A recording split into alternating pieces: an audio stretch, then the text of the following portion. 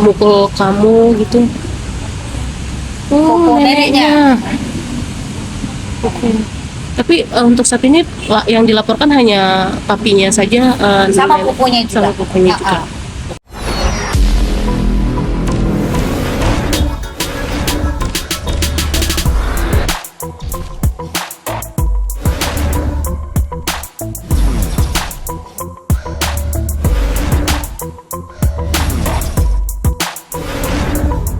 Tiga bawang dulu ya. Ada.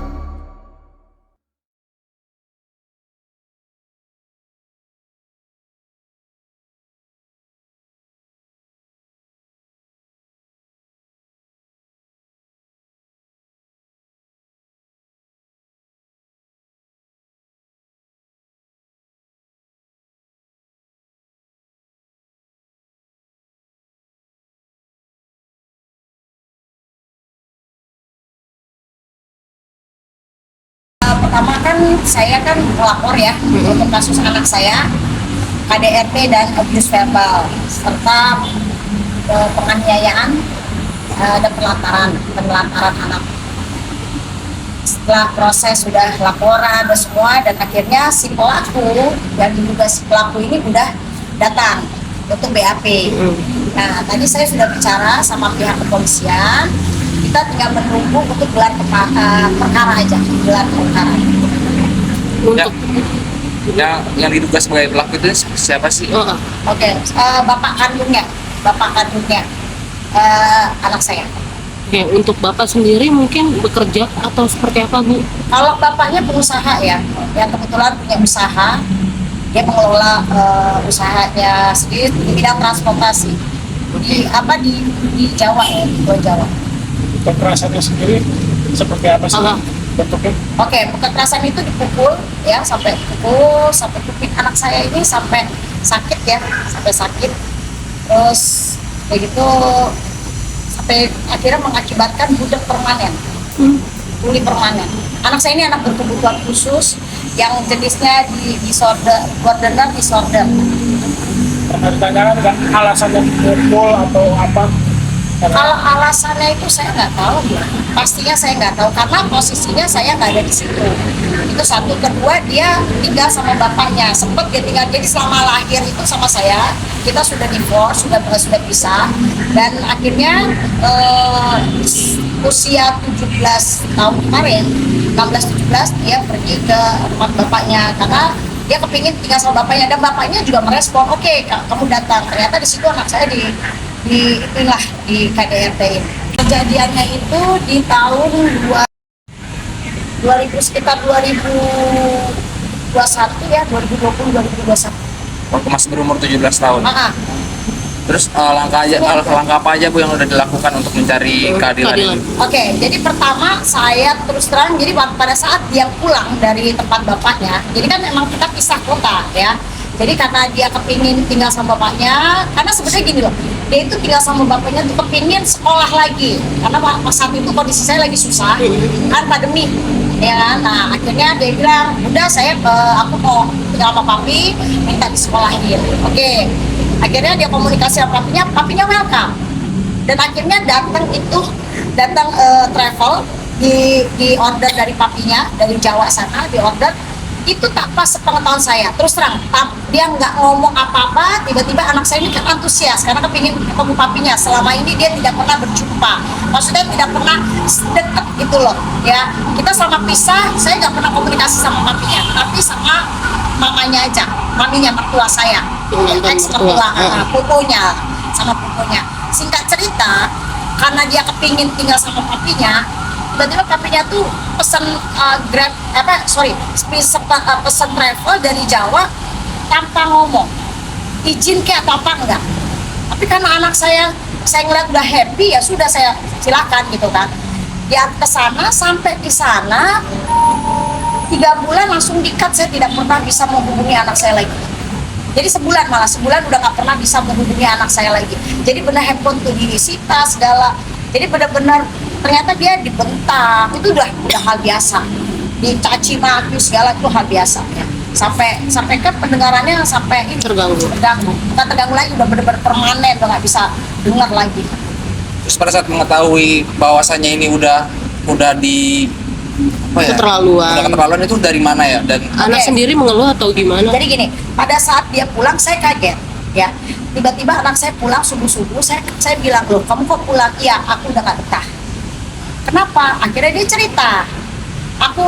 Tapi dia nggak cerita dipukul apa enggak. Aku nggak betah, aku nggak mau di sana lagi. Katanya Trauma. gitu. Ya, nggak ada ngomong apa, cuma itu doang. Akhirnya saya bilang, nih aku dibawain kaleng kayak kaleng biskuit.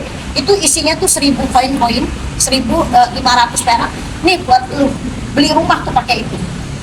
Jadi kayak apa ya, ini anak loh, maksudnya anak berkebutuhan khusus yang hatinya tuh peka banget gitu kan, nggak bisa digituin. Akhirnya udah saya nangis saat itu. Nah setelah itu berapa minggu sama saya, ini emosinya tuh tinggi, Nggak stabil. temperamennya tinggi ya, jadi gampang marah sampai saya dijahit selama sama saya nggak pernah kayak gitu ya, karena dia memang sering saya terapi kan, saya buat terapi dia ke psikolog, karena dari SD umur 5 tahun itu dia udah sama psikolog terus, bimbingan sama psikolog gitu loh. Di sana pun juga saya dengar dari psikolog gitu kan, tapi karena di situ abuse verbal yang everyday gitu, yang tiap hari kan, mungkin ya anak pikirnya jadi kayak Mentalnya keganggu. kena gitu loh. Akhirnya ya sudah, pas dengan berjalannya waktu saya kaget, kok setiap saya panggil nggak dengar. Saya bawa ke dokter, ternyata ya terganggu. Akhirnya saya minta nih, sebenarnya sih nggak nuntut, lebih kayak yuk kita baik-baik aja. Saya laporan ke pihak ke lembaga untuk anak dan Wanita. ya wanita.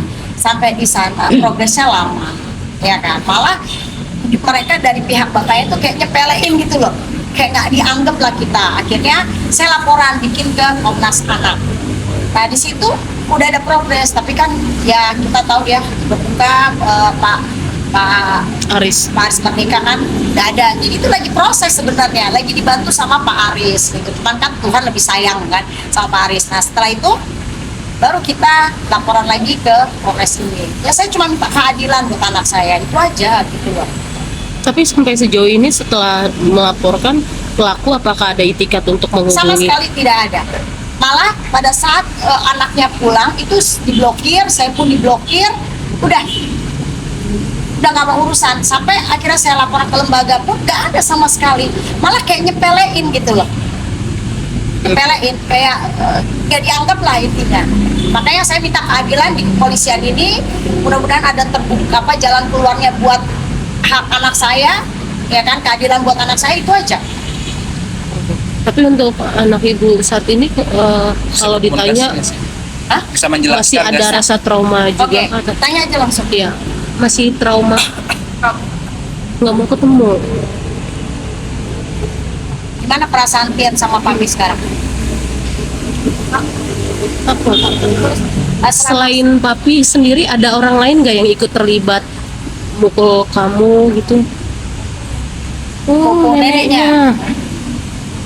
Oke. Tapi untuk saat ini yang dilaporkan hanya papinya saja, sama nenek- pupunya juga. sama pupunya juga. Oke, tapi untuk pupunya sendiri apakah sudah dilakukan BAP juga? Pupunya nggak bisa datang karena sakit, sudah tua katanya. Papinya datang kemarin minggu lalu sama pengacaranya. Gitu loh. Sampai anak saya terus terang ya di TikTok tuh sampai minta keadilan. Gitu. Tapi ya belum ada yang merespon, ya makanya saya pergi ke sini. Saya minta tolong semuanya untuk para netizen untuk bantu kasus ini. Semoga kasus ini berjalan dengan lancar, dapat anak saya dapat keadilan. Anak saya ini anak berkebutuhan khusus ya, bukan anak yang sekarang yang normal aja kita nggak terima ya, apalagi anak yang kayak gini gitu loh. Dia tuh sampai minta sekolah loh, minta sekolah doang. Iya aku minta sekolah, lu jangan jadi pengemis, jangan mental pengemis gitu loh. Minta tuh sama ibu lu. Dia dari bayi loh, dari bayi dia lahir sampai besar gini dia nggak pernah ngasuh sedikit pun. Sekalinya ngasuh dihajar anak saya. Saya nggak ngerti yang ada di pikiran mantan suami itu, saya nggak tahu. Ibu, tapi untuk kuasa hukum ibu sendiri pribadi boleh disebut atas nama Bang siapa? Ya Bang Erles. Nah jadi saya juga punya pengacara Bang Erles. Dia Bang Erles Lareal, dia yang membantu saya untuk proses ini. Dan